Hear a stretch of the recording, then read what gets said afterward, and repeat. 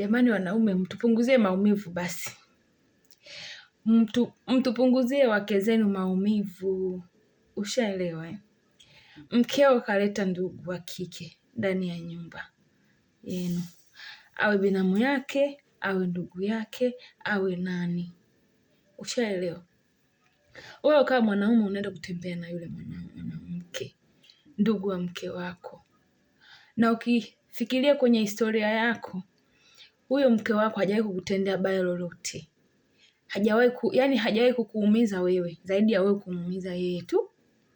Jamani, hamfikirii kweli hayo mnayoyafanya? Wewe ukifanyiwa na mtu mwingine utakubali? Hata kama wewe ndo mwanaume basi. Hata kama wewe ni mwanaume basi, mchague ya kufanya basi. Sio kwamba mtu unaenda kulala na ndugu wa mwanamke wako, ndugu wa mkeo. Kweli jamani, mtoto wa shangazi yake, mtoto wa babake mdogo, mtoto wa kakake, mtoto wa nani, mnaenda kulala nao? Kweli jamani? Kweli jamani, simtupunguzie hata maumivu. Na wewe mwanamke ambaye unalala na ndugu wa mwanaume, shemeji yako, unalala na shemeji yako, unalala na baba yake. Kweli jamani, unaenda kulala mpaka na baba aliyokuzalia mume? Kweli? Na hii upande hii pia kwa wanaume pia, unaenda kulala mpaka na mama ambaye kakuzalia mke? Kweli nyinyi tutafika kweli jamani? Nachoka mimi mwenzenu, nachoka. Yaani nachoka nikisoma visa vya watu, nachoka hoi taabani. Yaani hatujui hii hata kama watu wanafanya, basi wapunguze kidogo basi. Punguzeni maumivu kwa wake zenu, punguzeni maumivu kwa wanaume wako. Unajua bora ukifanya hayo mambo na mwanamke mwingine wa mbali, bora ukifanya hayo mambo na mwanaume mwingine wa mbali, lakini sio wa ukoo. Yaani kitu inauma sana. Hata kama wanasema eti wengine wanasema eti kwenye Biblia ipo. Biblia ipo, lakini hili kitu ina maumivu makali sana. Hata kama kwenye Biblia ipo.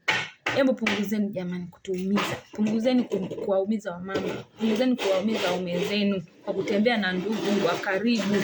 Tena unakuta mtu mwingine ni mtu ambaye anamsaidia.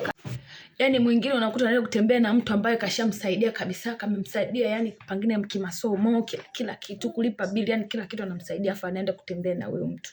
Na ni ndugu kabisa. Alafu na nyinyi wanawake, epukeni kuhadisia marafiki zenu kila kitu. Mimi nakwambia huyo rafiki ambaye unamhadisia kila kitu, huyo anamtaka mume wako pia.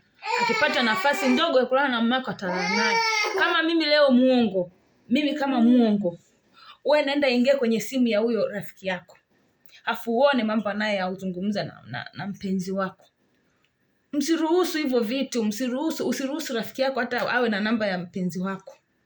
Jamani, kuna watu wabaya, watu hawajali kwamba wewe una mtoto, unahitaji uwe na mume wako, mlee watoto. Yaani watu hawajali hilo. Ndugu yako kabisa wa kike labda wa kiume, yaani hajali kwamba huyu kakangu ana familia na huyu mwanamke, lakini na yeye pia anaenda kujipeleka hapo kuharibu ile familia.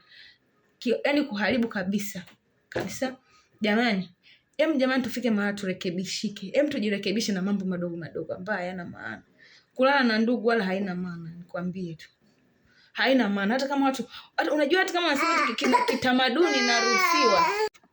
Wengine watakwambia kwamba kitamaduni inaruhusiwa. Tamaduni sawa inaruhusiwa, lakini nani alishawahi kuwa na furaha hayo mambo yakitokea?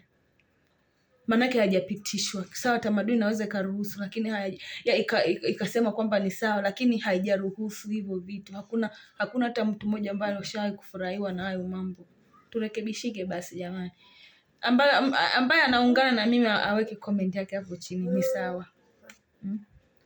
Ushaelewa? Bye bye.